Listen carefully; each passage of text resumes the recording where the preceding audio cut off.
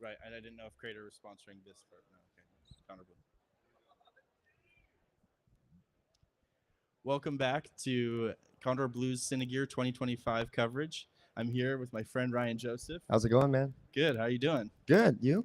Great. There What do we you think of go. the show so far? Dude, the show has been really cool. A lot of great booths, a lot of cool little events and games. I see that you guys have like the swap lens contest going on. Seen some other fun stuff like that around. So, yeah, Yeah. pretty good year. Yeah, it's been fun. Um, what's something that's got you most excited right now? Right now, let's see. What you want to? You want to go gear, or do you want to go like Yeah, just projects, just just with movie? just with And the show to start, and then we'll get into. yeah. I think what U Green is doing for their NAS systems has been pretty cool. I like kind of the way that they've somewhat reinvented that whole concept. So that's pretty cool. I saw also with you guys, since we're here, I guess, and it's off the top of my mind. Somebody was just showing me your kind of your clamp stuff. Yeah, What is it officially called? the The Cine Jaws. Cine Jaws. Yep. Yeah, the Cine Jaws are really cool. Like just kind of clamp it onto whatever. So that's fun. There's a lot of things, dude. My brain has been flying a million miles an hour in terms of all the stuff. Like I've just been grabbing pamphlets Yeah, and putting it into a bag so I can look at it later because it's there's a lot. definitely a good place to get a lot of information for sure, but it Yeah, is also a bit of a fire hose, so I get it for yeah, sure. Well, for those that don't know, tell us a little bit about who you are and what you do. yeah. So my name's Ryan Joseph. I'm a cinematographer. I live in San Diego, but I primarily work out of LA and other places. I got started super young when I was like 10 years old. My dad gave me his old, I'm gonna butcher the name of this, but I think it was a FV 30 something Canon camcorder. Yeah, Just kind of like, I asked one day, can I have the camera and play with it? So me and my brother would just go in the backyard and just start shooting each other, blah, blah, blah, kind of like doing these little action sequences and stuff. And Windows Movie Maker was a thing, so started putting it into there and kind of realized, oh my gosh, like you can tell stories with this. You can, cut this bad part out and put this good part in. And, yep, so I kind of like, in a lot of ways, just got really hooked on that whole concept from a young age. So it was 2019, 2020 is when I kind of like took the full plunge to jump into filmmaking full time, which was great timing because COVID happened like right when I did that. So that was cool. But yeah, and then this has kind of been chaos ever since, just kind of seeing where things go, doing short films, narrative stuff, commercials, music videos, just trying to get on set as much as I can in whatever role, but also like, working towards my cinematography career as well. yeah, that's awesome. Um, from what I've seen of your work, I mean, it seems like you've got just this high level of determination and great focus. Thank you. Do you think any of that uh, came about because of when you started and just like fighting through the chaos of COVID? Yeah, well, I got a big shout out to my parents, especially my dad, in terms of just work ethic. I mean, my dad would be up at 1 a.m. every day, and he'll get home at like 2 p.m. every day. Like my entire childhood, he just busted his ass at his job. So hard work was never really kind of like a question for me. Yeah. And then some other mentors that I had growing up kind of reinforced that. So it, I feel weird if I'm not moving and doing something. So yeah, I guess starting when COVID was happening, in a weird way, for me at least, this is extremely subjective, but it was kind of a positive thing because I kind of started at like the bottom of where like the industry kind of was Yeah. bottoming out at that time because the decline, there was already like some challenges happening and then it just got way worse, but I started at the bottom of that weird energy that was going on. So in the last 5 years, it hasn't gotten easier, but like I know that I can get through the hardest thing. So I know that I'm not really worried about what's to come. So Yeah. Have you found that as a result of that, that some of your clients, they see that work and are perhaps more loyal, or how has that shaped like your clientele? it's an interesting question. Yeah, I mean, it's clientele like it shifts and it kind of ebbs and flows every few years. I feel especially there's times where you kind of need to upgrade your clientele, fire Yeah. your clients, as they say. And, and what I mean by that is there's different levels of where you're going to be at in your career, whether it's with certain types of directors and producers, or if it's more like on the commercial side where maybe it's people's brands or like artists, right? When I first started, I was doing music videos for $200, and I did that for a while, and then it was a little more, and then we're trying to get some production value into like the actual video and not just Right. paying me, like let's get a location, let's do this, let's try to get this one light so we can do it through this window or whatever. And at a certain point, the not everybody's willing to go there.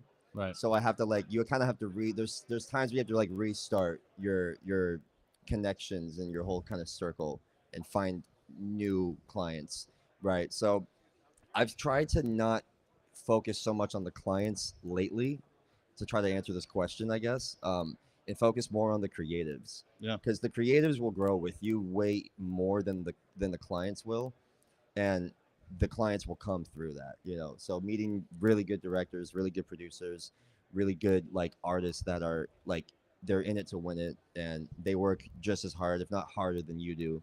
And if you can connect with those people, then you'll probably be okay. Absolutely. I love that. So, like I mentioned, I have seen a lot of initiative in what you do, even with how you've worked with us in the past. And then with other brands. So like you've got this networking thing pretty dialed. Um, can you I go try. can you go through that process? What you'd recommend perhaps to somebody that's just like because sometimes like this creative field is challenging in that it's like it's Hmm. almost pie in the sky, like anything could happen, Yeah. and for a lot of people that means nothing happens. So Hmm. for somebody that's in that space, like what would you recommend to help them take those first steps, and perhaps maybe 50 steps in where they're just like, oh, I can't do this. Like, what would you say to encourage them to keep on pushing? Yeah, specifically with like I guess networking, to kind of dial it in on a certain point, I Right. guess. Yeah, that's a good question. For everybody's different. For me, I've just kind of told myself, and I've learned this from other peers and people that I respect, that like literally the worst thing that can happen is somebody can just tell you no, and it's really not that bad, Right. So you I feel just kind of being fearless about like your approach. If you want to talk to somebody, just go say hi.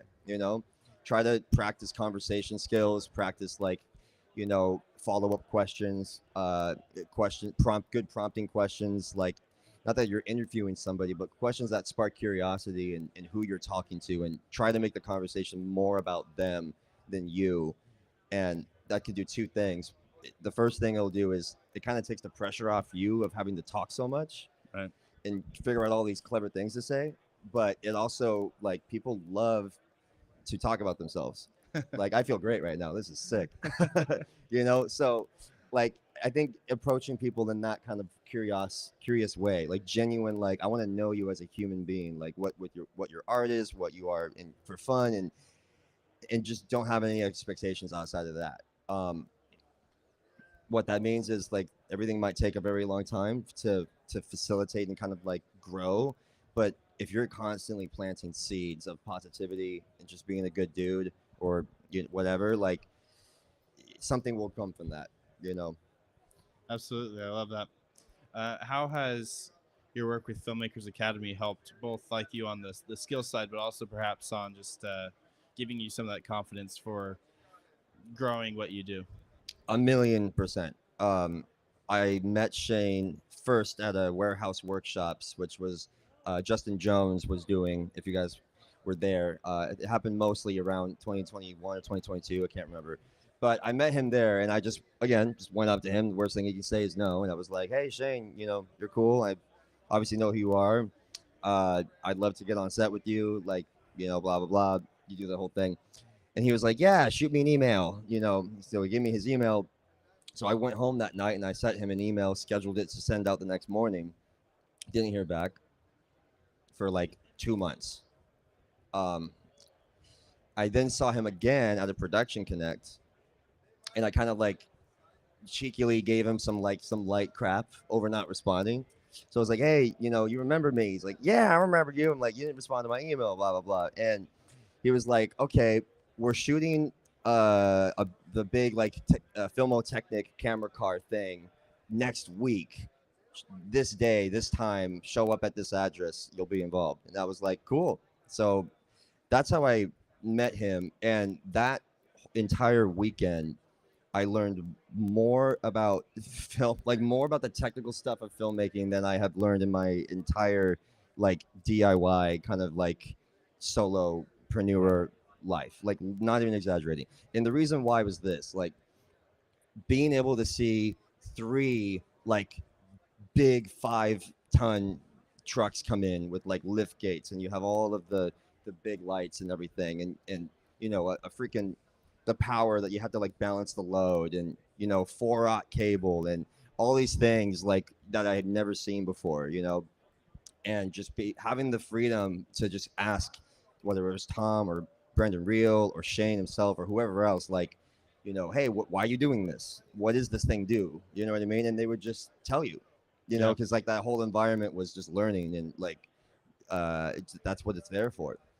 So I learned so much from there. And then in terms of other shoots that Shane has done, like we did this one music video where I was second AC for ACAM.